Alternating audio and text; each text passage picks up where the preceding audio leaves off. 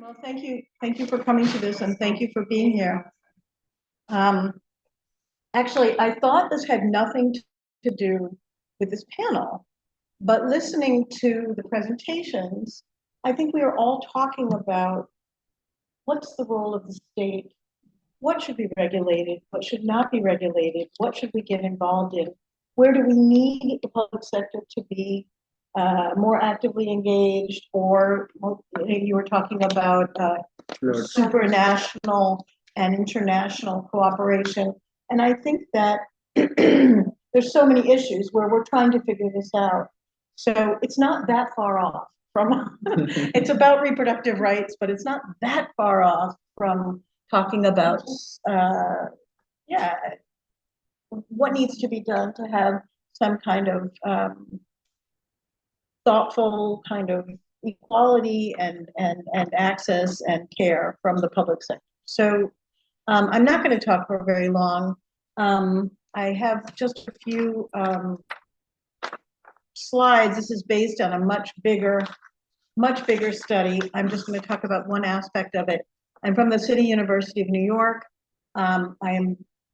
If there's time, I'm going to talk a little bit about United States politics around this issue. We have an election coming up where it's a very big concern. But my work is not specifically about the United States, but I'm happy to give my opinion about things if you're it's free needed. to do it. This is a free zone. So basically what I'm looking at in this presentation is a question of reproductive justice. Reproductive justice ranks among the most divisive and contentious issues in the global public sphere. In fact, those of us who work on it can't quite figure out why it is such a huge issue in global politics today. And what I do is I am taking what some of the literature calls a constructivist vision, which is emphasizing the role of the state and sort of privileging the responsibility of the state in this issue. Despite an international trend toward the legal right to abortion, access to sexual and reproductive health care remains inconsistent, inequitable, and politically vulnerable in much of the world. Globally, legislative and judicial decisions have largely favored increased liberalization in this area, yet the backlash against the voluntary termination of pregnancy continues to expand. The rise of populist, anti-gender politicians espousing pro-natalist ideologies serves as a primary catalyst for the polemical debates on this issue. So what I'm arguing in this research is that reproductive justice must address the structural conditions under which women can make timely decisions on whether to access services, and the public sector's role to ensure these services must be safe, legal, and accessible without hardship or risk. So those are all my sort of general thoughts on the subject. And what I look at in my work is determinants of choice and access. There's a whole section of my examination that talks about the question of choice, particularly the choice of the definition of choice from a feminist perspective or from a gendered perspective, because clearly choice is not something that's the same for everyone. A lot of choice is really dependent on context, on history, on culture, on societal norms, a lot of other factors. So one of the important arguments in a constructivist vision is to look at how these institutions and structure and public sector roles can be reshaped in terms of gender equity. So the first, let me see if that'll work. Yeah, so my main area of interest is politics and the state. But I also look at the other factors that are determining choice and access, territory and time. So one of the things that happens in Europe particularly is that you generally have a legalized context for reproductive rights. However, it's uneven. It's uneven in terms of territory. So if you have something like Spain, you might have access for people in Barcelona and maybe in Madrid and maybe in Valencia. But if you go into, say, La Rioja or some of the other areas, there basically is no access there. And the other issue is time. So there's a lot of time limits that are put on this. Clearly, this is an issue that is very, very time sensitive. And so one of the things that's happened in the United States is they'll say, oh yes, abortion is legal, but you have to have it within the first 6 weeks of a pregnancy.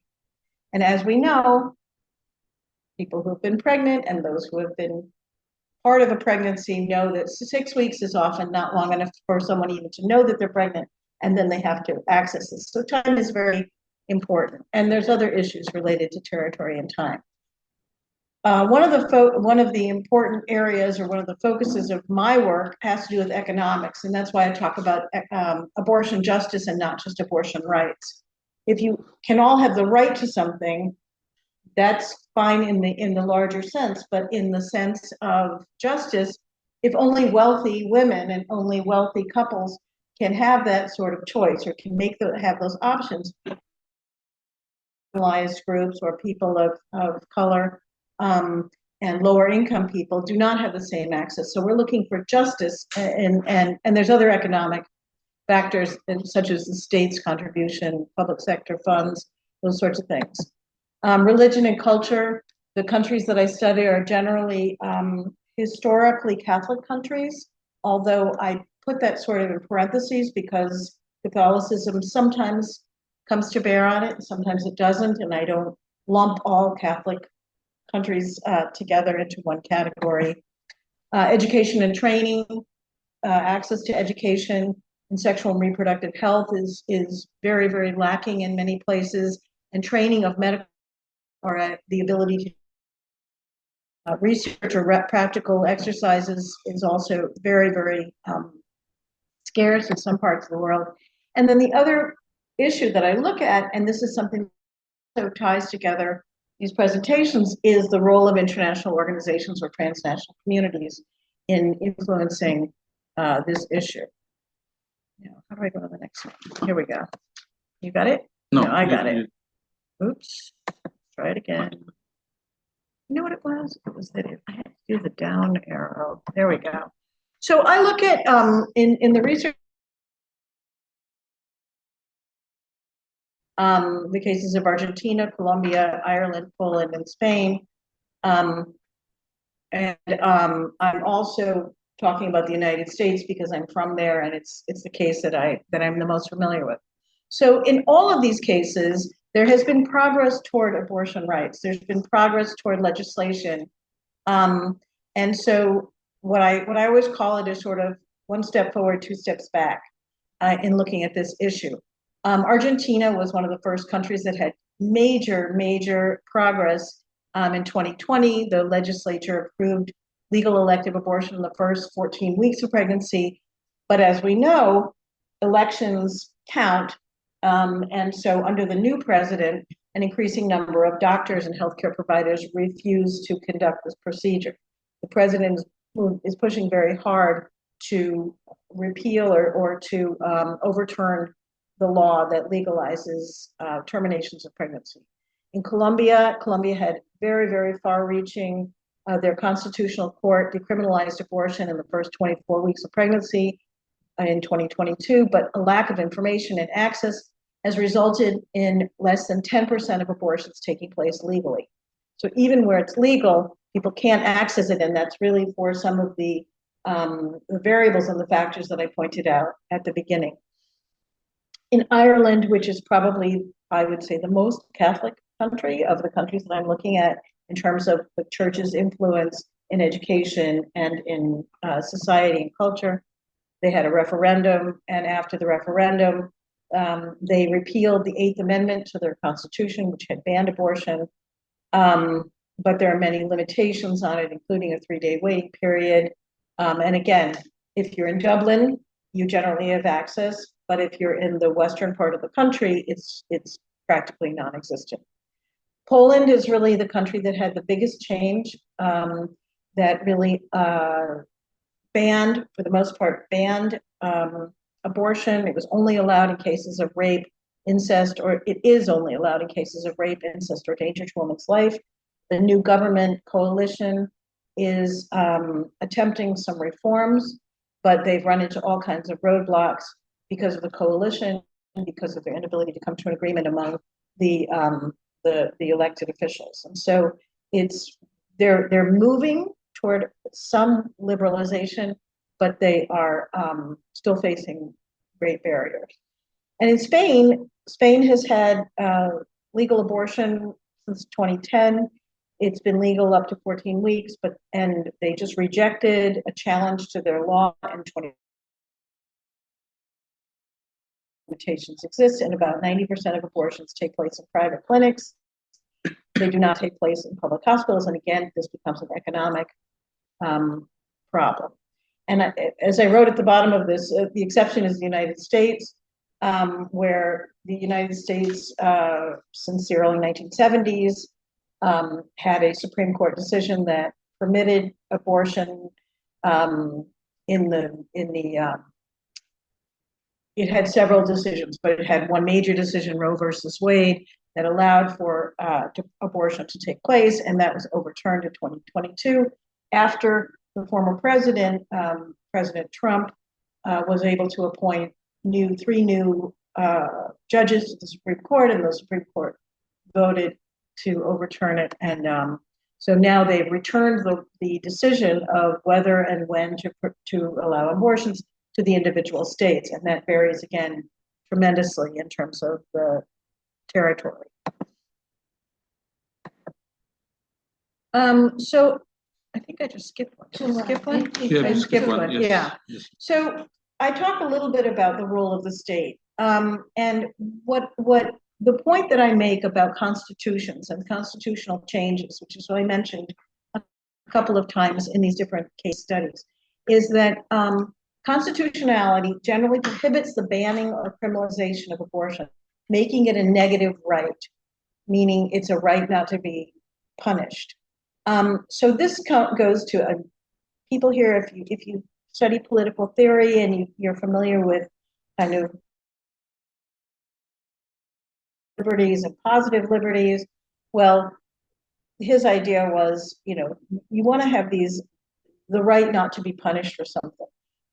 The problem is that unless you have a positive right, which also allows for access, allows for the state guaranteeing that you can actually do something that is your right, without that yes, you won't get punished for it, but there's no guarantee, there's no process by which you are actually given the opportunity to exercise that right.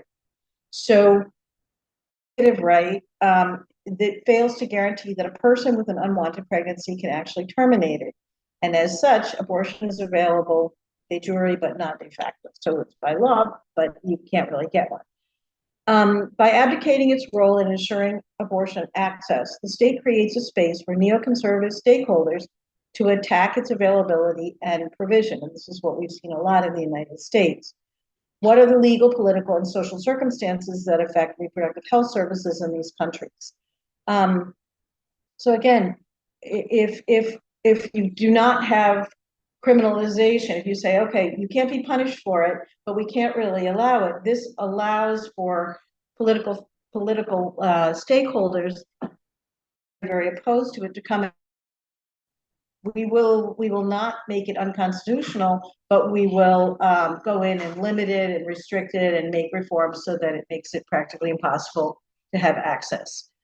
Again, getting to what my colleagues have been talking about, it's the question of local versus national versus international or supranational institutions. Where and by whom should such decisions be made? Should the European Parliament, the Organization of American States, the United Nations, the Catholic Church, should they be involved at all? Should they be weighing in on this? Should they be cracking down on it? Or should they be looking the other way? And that's sort of the debate that goes on at the international level. What is their role in the abortion debate, and how can a gendered perspective work to affect change?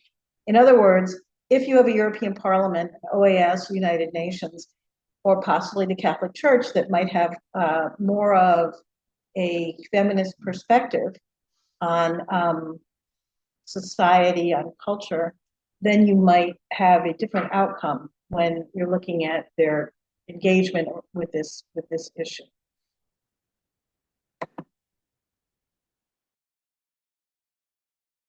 That's the last one.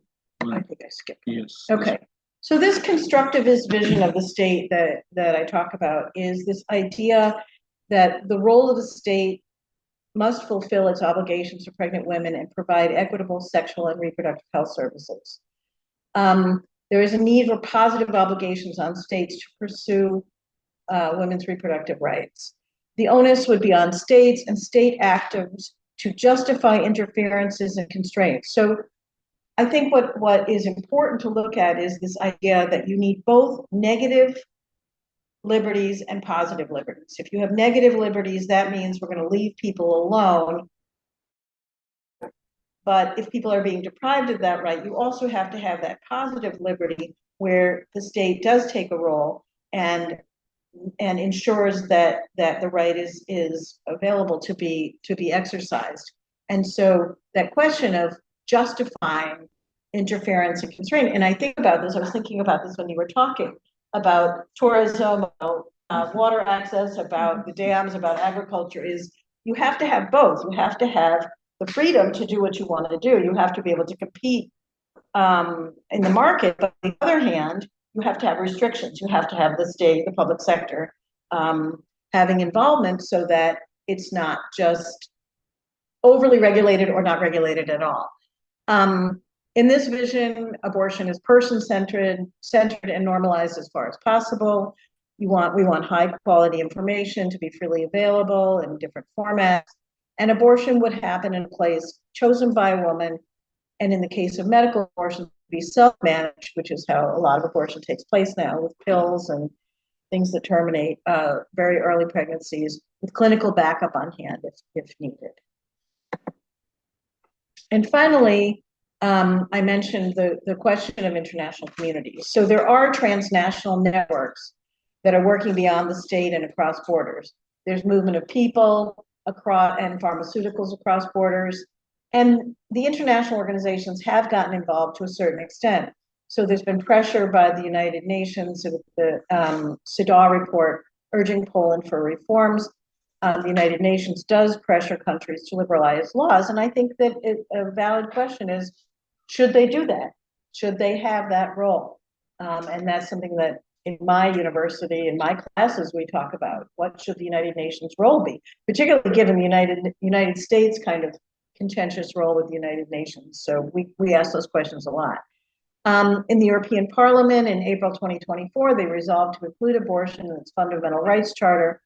And they kept referring to Poland and other countries that don't allow it. And again, is that appropriate? Is that something that the European Parliament should weigh in on or influence if it is the individual countries that might have their own belief system or their own cultures or their own traditions? And Inter-American Commission on Human Rights, after the Dobbs decision in the United States, urged the federal and state governments to guarantee access to reproductive health services. And there have been things from the Inter-American Court in favor of specific cases involving women who were denied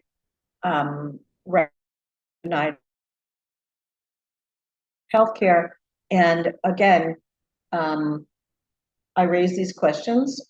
Clearly, I believe that there should be a positive role for the state in this, but I also believe very much in respecting people's cultures and religions. And I think that the fundamental issue is that of choice. And how do you, as a state, impose your will when there is a huge divergence in how people define what choice means? So that's all I have to say.